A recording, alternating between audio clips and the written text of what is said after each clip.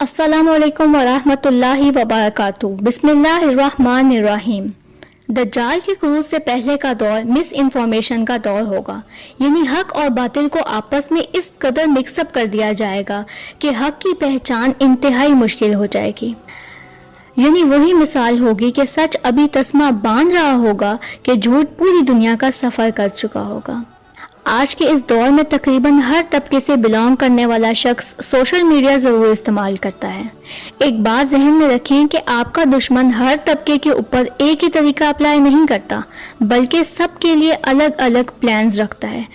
وہ جانتا ہے کہ لوگوں کو مذہب کے نام پر کیسے گمراہ کرنا ہے، وہ جانتا ہے کہ نان پریکٹسنگ مسلمز کو اسلام سے کیسے دور کرنا اور رکھنا ہے۔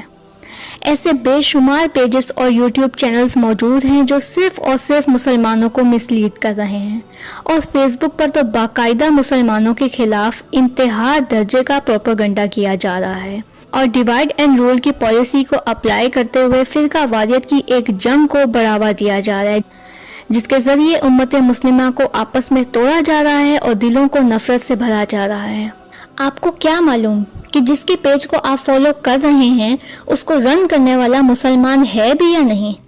ہمارے گمنام ہیروز نے سینکڑوں کی تعداد میں فیس بک اکاؤنٹس اور پیجز کو ایکسپوز کیا ہے، جن کو کسی مسلمان کے نام پہ بنایا گیا، جس میں گمراہ کن اور نفرت انگیز مواد کو شیئر کیا جا رہا تھا۔ اور ایسے تمام پیجز جن میں کچھ مسلمانوں کے غلط اعمال کو بنیاد بنا کر تمام امت مسلمہ پہ تنقید کی جاتی ہے، اور شاعر اللہ یعنی حج اور حاجیوں کو ٹارگٹ کیا جاتا ہے، اور یہودیوں کو بہت مہذب اور شریف ثابت کیا جا رہا ہوتا ہے، یہ سب کا سب بیرونی دشمنوں کا ایجنڈا ہے۔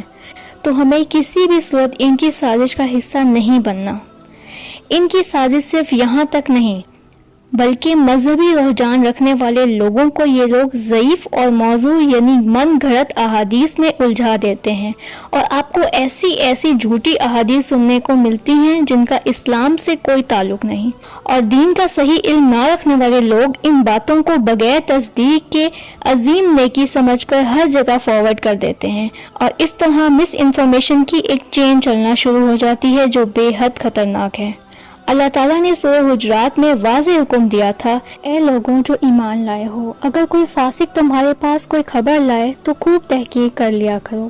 آپ اس آیت کو دیکھیں اور آج کل کی میڈیا کو دیکھ لیں، خاص طور پہ نیوز چینلز کو۔ کیا آپ جانتے ہیں کہ ان نیوز چینلز کو کون کہاں سے فنڈنگ کرتا ہے؟ میں ایک بات کی گہرائی میں جاؤں تو بات بہت طویل ہو جاتی ہے، مگر ون لائنر آنسر یہ ہے کہ یہ سب دجالی فتنہ ہے۔ میڈیا اور میوزک انڈسٹری پہ بات کرتے ہوئے انشاءاللہ میں اس پر بھی بات ضرور کروں گی۔ اب ہم بات کریں گے دوسری قسم کے سوشل میڈیا یوزرز کی۔ تو یہ وہ لوگ ہیں کہ جن کو ہر چیز میں انٹرٹینمنٹ اور فن کی تلاش رہتی ہے، فنی اور روسٹنگ ویڈیوز ہی دیکھنا پسند کرتے ہیں، اور ان کی سوچ یہ ہوتی ہے کہ تمام مولوی اور دینی حضرات تنگ نظر 2 نمبر ہوتے ہیں کہ جن کو مفت کا مال کھانے کے سوا کچھ نہیں آتا، اور اس سوچ کے زیر اثر ان کو اسلام میں کوئی انٹرسٹ نہیں ہوتا۔ ایسے تمام افراد سے میں گزارش کروں گی کہ آئیں آپ آ کر دین کا علم حاصل کریں، اور اپنے انٹلیکچوئل مائنڈ کو یوز کرتے ہوئے ان تمام مولوی اور دینی حضرات کو پریکٹیکل مسلم بن کر دکھائیں جو آپ کی نظر میں 2 نمبر ہیں۔ آئیں آپ اپنی اولاد کو دین کی تعلیم دلوائیں اور ایسا رول ماڈل بنا دیں کہ سارے تنگ نظر مولوی حضرات ان کے علم اور عمل سے فائدہ اٹھا سکیں۔ اور جہاں تک مولوی حضرات کے مفت کا مال کھانے کا تعلق ہے، تو یہی مفت کا مال کھانے والے مولوی حضرات راتوں کو چھپ چھپ کر اس لاک ڈاؤن میں لوگوں کے گھروں کے دروازوں پر سامان رکھ کر جاتے رہے۔ یہ بغیر کسی پبلسٹی سٹنٹ کے صرف اللہ تعالیٰ کی خاطر کیا گیا، لیکن اس علاقے میں موجود لوگوں نے ایک نیوز اینکر کو رپورٹ دی کہ ہمارے علاقے میں یہ کارروائی ہو رہی ہے۔ اس اینکر نے اس تمام سینیریو کو ریکارڈ کیا اور اس مولوی سے جا کے بات چیت کی، جو کہ سوشل میڈیا پہ اس کا انٹرویو موجود ہے۔ اور ایک انٹرسٹنگ بات یہ ہے کہ مجھے اس تمام سینیریو میں وہ عورت مارچ کرنے والی باشعور لبرل خواتین کہیں پہ بھی نظر نہیں آئیں، جو خواتین کو ڈومیسٹک وائلنس یعنی گھریلو تشدد سے تو بچانے کے لیے مارچ کر سکتی ہیں، مگر انہی خواتین کو کھانا فراہم کرنے کے لیے سڑک پہ نہیں آ سکتی۔ یعنی خواتین بھوک سے مر رہی ہیں تو مر جائیں، مگر وائلنس سے نہ مریں۔ آپ تو کہتی تھیں کہ میں گھر نہیں بیٹھوں گی، مگر مجھے آپ مظلوم خواتین کی امداد کرتے ہوئے کہیں پہ بھی نظر نہیں آئیں۔ نظر آئیں تو یہ خواتین جو سر سے لے کر پاؤں تک اپنی زینت کو چھپائے ہوئے لوگوں کی امداد میں لگی ہوئی تھی۔ تو آپ بالکل بھی گھر نہ بیٹھیں اور ایسی مظلوم خواتین کی امداد کے لیے دوڑ کریں۔ صرف زبان سے کسی کو بیکورڈ، تنگ نظر، 2 نمبر، گمراہ، کافر یہ سب کہنا کافی نہیں ہوگا۔ یہ کام تو بہت آسان ہے۔